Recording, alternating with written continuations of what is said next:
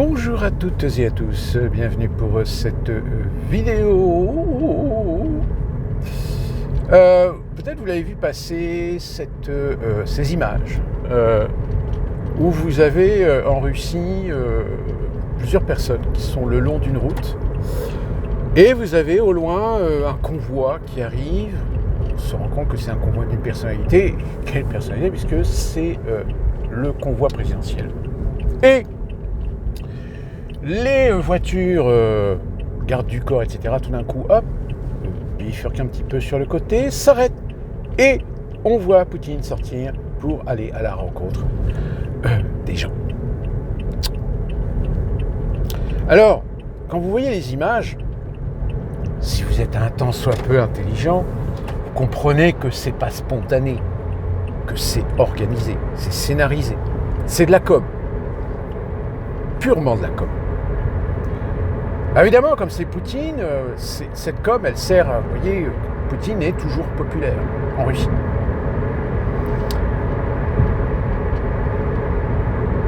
Le problème, c'est qu'évidemment, du point de vue occidental, ce qui m'étonne, c'est qu'il y a des gens qui prennent ça, mais qui, justement, ne font pas la même remarque que je viens de vous faire. C'est-à-dire que c'est de la com. C'est de la com, comme Macron fait de la com pendant le 14 juillet, comme Donald Trump fait de la com en allant voir des Américains, mais qui ont été mis en ligne, en proposition, où on leur a même vérifié le trou du cul pour éviter justement tout problème. Je veux dire, ça fait partie de tout l'aspect de sécurité. On ne voit pas un président, surtout un présidente qui a une certaine importance, décider comme ça de façon spontanée à s'arrêter pour aller à l'encontre du peuple. Enfin, à l'encontre, excusez-moi du lapsus, à la rencontre du peuple. Lapsus, oui, parce que l'encontre du peuple, j'ai envie de dire, ça marche aussi. Alors évidemment, ça nous interpelle, ça interpelle l'opinion à se poser la question, se dire mais ouais tiens en fait qu'est-ce qui se passe en Ukraine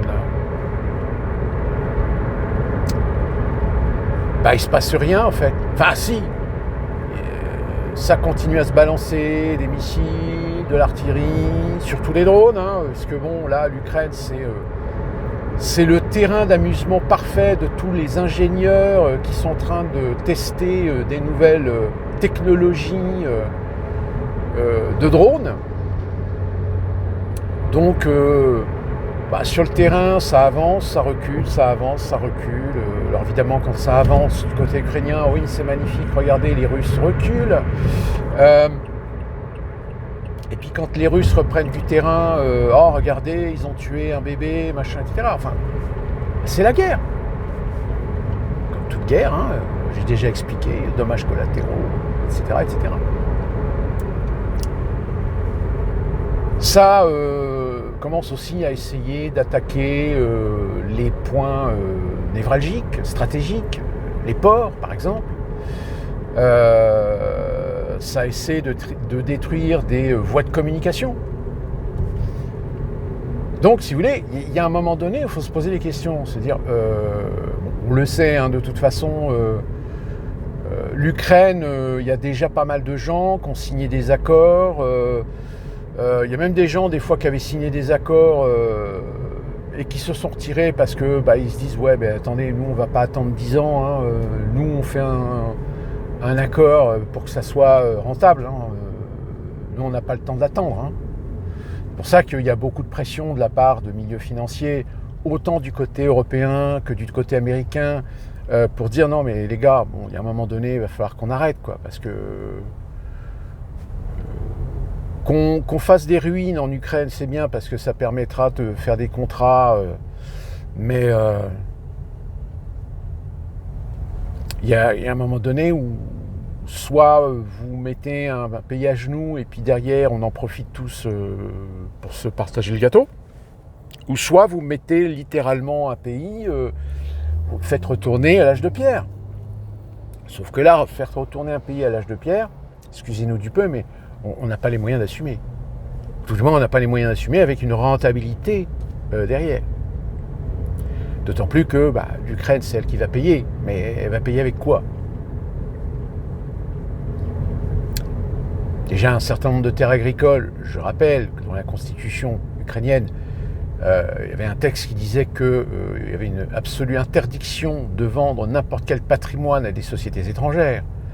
Bon, Zelensky, lui, avec ses complices à la Rada, il a permis à des sociétés telles que Vanguard, telles que BlackRock, d'avoir déjà des mainmises sur des terres agricoles, par exemple.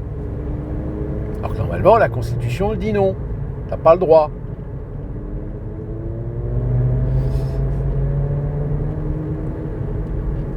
Et puis, le problème humain, là, c'est pareil, hein, ça continue, les vidéos.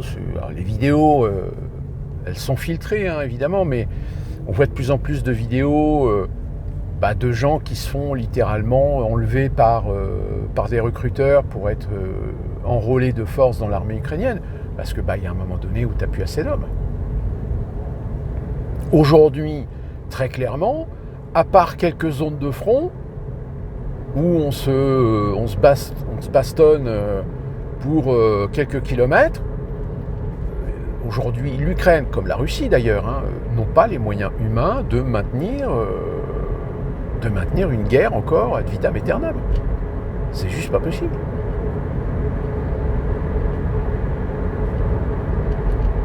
Donc il y a un moment donné, il va falloir arrêter les frais. Et puis bon, les Zelensky, il est gentil, mais à chaque fois qu'il visite un pays, c'est pour faire l'aumône. Allez, 80 milliards d'un côté, 18 milliards de l'autre. Attendez, oh. Avec tout cet argent... ça, surtout, n'allons pas vérifier où part l'argent, parce que on est d'accord que avec la présence des oligarques ukrainiens, sans lesquels d'ailleurs Zelensky ne serait plus au pouvoir, d'accord, eux, ils veulent leur part du gâteau. Mais ça, bien évidemment, pas de preuve. Si, il y a quand même eu les Panama Papers. Ah oui, mais les Panama Papers ont soupçonné, mais ils n'ont pas trouvé de preuves. C'est-à-dire qu'il y a des éléments d'enquête, etc., qui démontrent qu'il se passe des choses en Ukraine. Mais le problème, c'est que on n'a absolument aucune preuve. Et surtout par rapport à Zelensky. Alors Zelensky, on sait qu'il a acheté des maisons, etc., mais avec quel argent? Ça, on ne sait pas. Vous ne savez pas, ou vous savez, mais on vous a dit qu'il fallait surtout pas les sortir dans vos enquêtes de Panama Papers.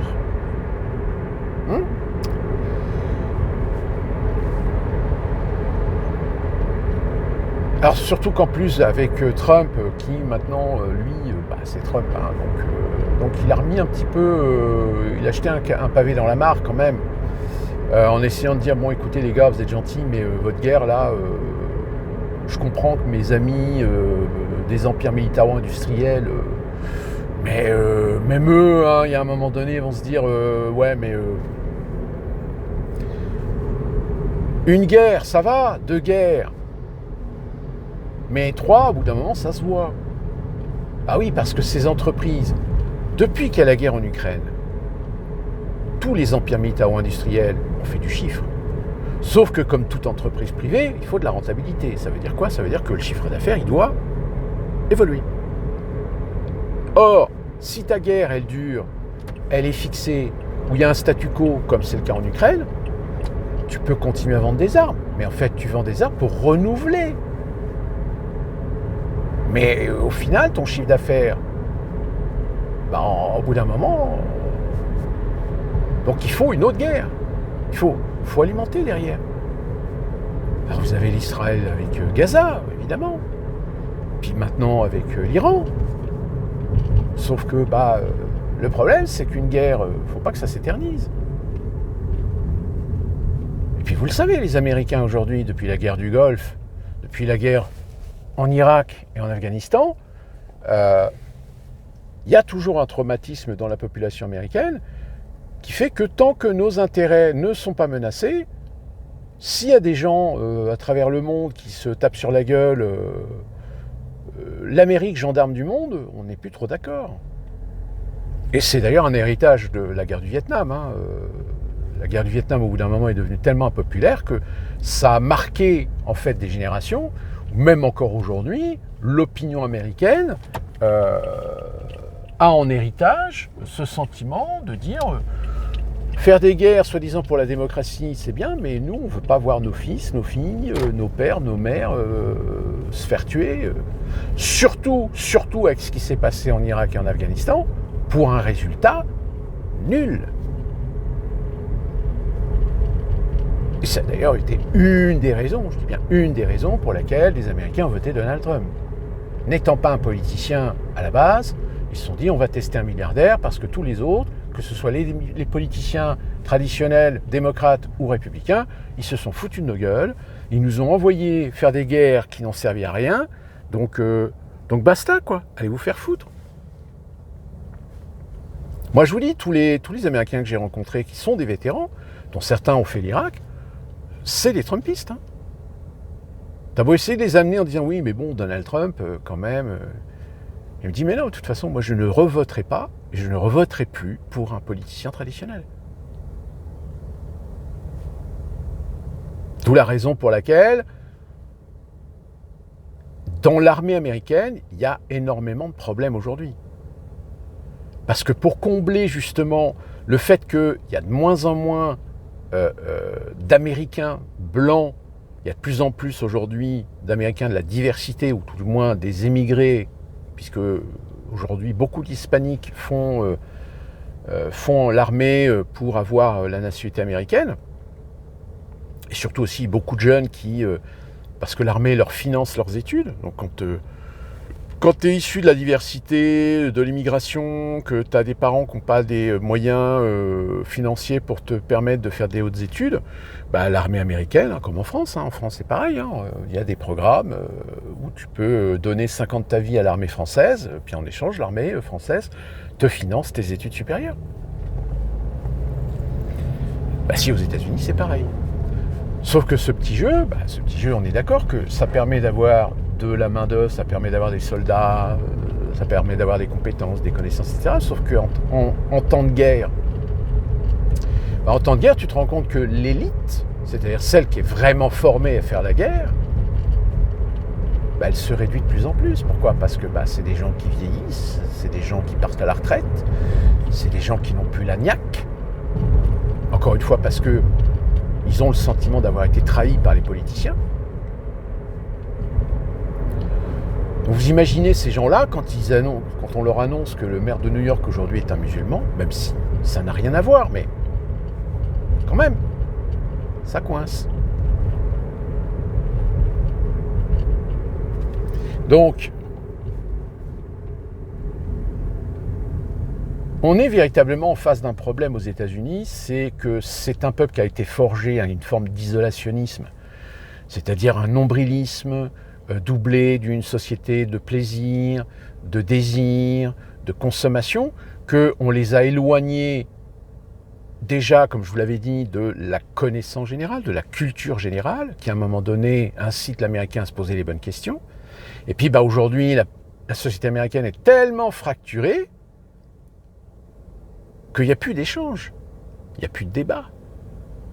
C'est chacun se regarde d'un œil de faïence, chacun de son côté. Et donc ça nuit considérablement le débat démocratique.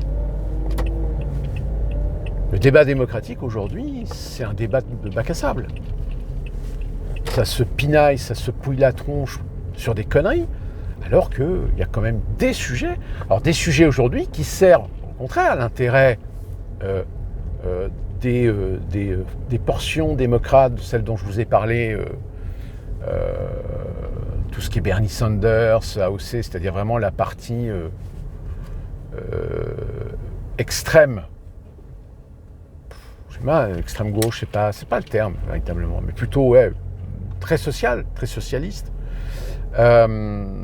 sur des choses qui, aux États-Unis, devraient être discuté, devrait être débattu dans les institutions américaines, mais qui ne le sont pas. On préfère se battre sur des sujets de second plan que... c'est-à-dire cultiver l'abrutissement de masse, en fait. C'est ça, hein. Or, quand vous avez un président comme Poutine qui défend un point de vue, qui défend une société, qui défend l'intérêt de la Russie, qui veut préserver la Russie dans une position géopolitique. Une position géopolitique dont, si vous savez ce qui s'est passé en Russie dans les années 90, je pense que vous comprenez qu'il y a eu des ambitions, il y a eu des intentions à démanteler ce pays. C'est-à-dire se le partager, tu vois. Même encore aujourd'hui, aux États-Unis, on a cultivé, pendant ces 40 dernières années, des groupements, des communautarismes sur des entités tribales, entre guillemets, qui sont pour du séparatisme.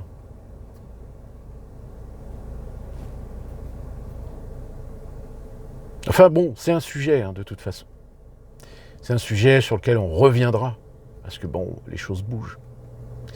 D'ici là qu'on se retrouve donc pour une prochaine vidéo, portez-vous bien, dites-moi ce que vous en pensez dans les commentaires, faites agiter les algorithmes, et d'ici là, bougez du mieux.